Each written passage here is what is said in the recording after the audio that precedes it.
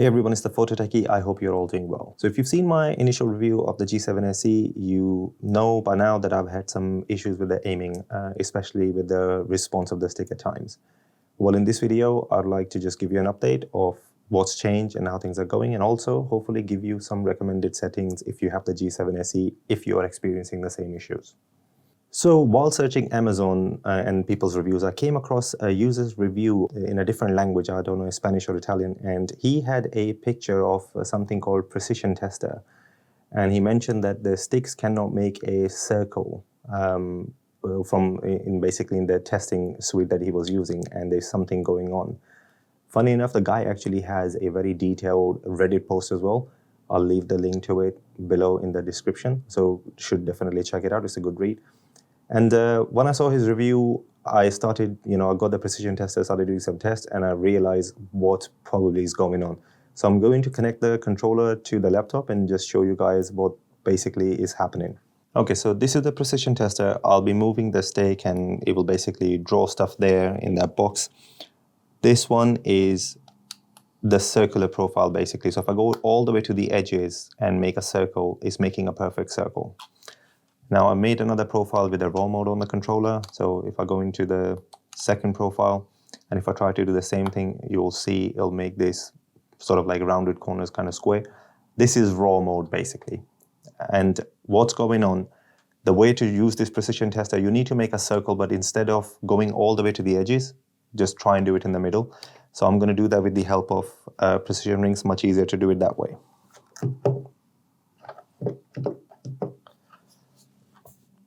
Okay, so in raw mode, when I try to make a circle, can you see this weird shape it's making? Where the sides are sort of clipped in and the diagonals are moving outwards, okay? So this is basically not going 100%, it's just using the precision ring. If I try to make the same circle now with the circular profile that I had made, so this is that circular profile, and no issues. So you can actually make a circle. So like I said in my original review that the raw mode felt a bit more responsive, that's still true. So if you keep the circular one, yes, it feels a bit I have to play at like 13 sensitivity in Call of Duty and Battlefield, and that's without the precision rings, by the way. So I'll talk about the precision rings in a minute. But this is basically what's going on. So in raw mode, for whatever reason, it just clips the corners and makes this kind of a butterfly shape, whatever that is. The corners come in and the diagonals get, extended. And just to show you guys what the raw mode should be like, I'm going to now connect the G7, the normal G7 with the potentiometer sticks in the raw mode, and we'll see what that makes. So this is the normal G7, it's connected. I have again two profiles, one raw mode and one circular one. So this is the raw mode one. If I go out, you can see that's basically the raw mode in the G7. And if I switch over to the circular one, and it will just make a circle. So it's making a circle. Now in the raw mode, I'm going to try and make a circle with the precision ring on, and we'll see what shape it's making, if it's got the skewed shape, or if you can actually make circles. So there we go. This is the raw mode, and that's the shape the sticks make with the precision ring on. The difference, it's a huge difference. The corners are not coming in. Of course, the spring is playing a part and whatever, but you can make a very precise circle. And it's not just the G7. Let me connect a different controller and show you guys what's happening. So this is the Gambit now. It just has one raw mode. Now, if I try and make a precise circle, this is basically what we get from the Favor Union sticks, which are like polyshine sticks. So this is, I believe, what's going on with the G7se. It's somehow, so the user that I was talking about who has the Reddit post, he's discovered that the raw mode is actually software just extending the corners, and it's not a true raw, what usually the sticks have. Okay, the software thing aside, there is another thing that's going on. The sticks, the K-Silver modules, the JH16 modules, I think they sit a little bit, like very minuscule sort of distance lower than the Alps one. So using the precision rings in this controller is basically much tighter these Control Freaks one than it is on the normal one. I've tried changing the thumbstick modules as well, so these black ones are actually from the normal G7. But yeah, it's a bit tighter. But like I said, if you stay in that 100% mode, so your maximum dead zones are 100% in GameSir software, the response feels much slower. And like I mentioned, I'm having to play at like 13 sensitivity. And another thing that really helped was, even though, yeah, so the sensitivity 13, the outer dead zone in the game, not in the GameSir software, in game, you can actually decrease your outermost dead zone. So your stick will reach 100% before.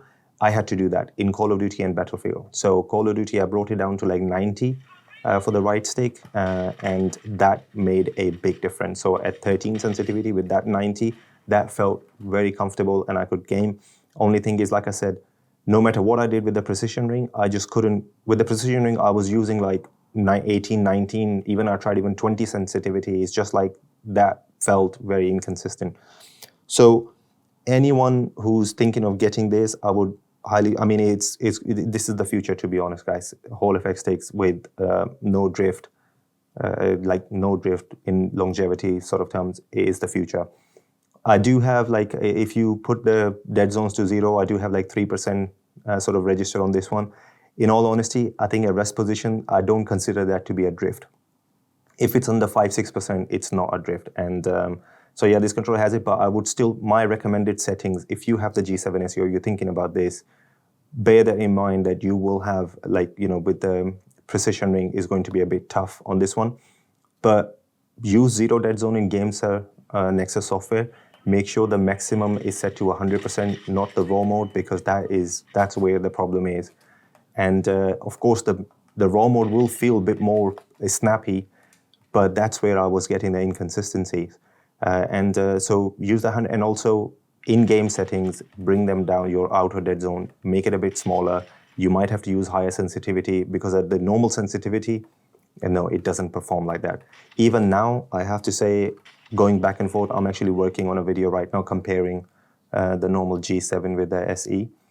I perform way better on the G7 playing just like, you know, Call of Duty or Battlefield.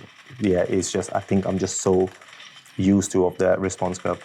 And I'm hoping the GameSir will be able to fix this raw mode thing, because I think if they put like a true raw mode in this and give us the ability to, I don't know, maybe change the response curve a bit, because that's where the issue is. It doesn't feel, especially using the other sticks, it doesn't feel like it's exactly like that.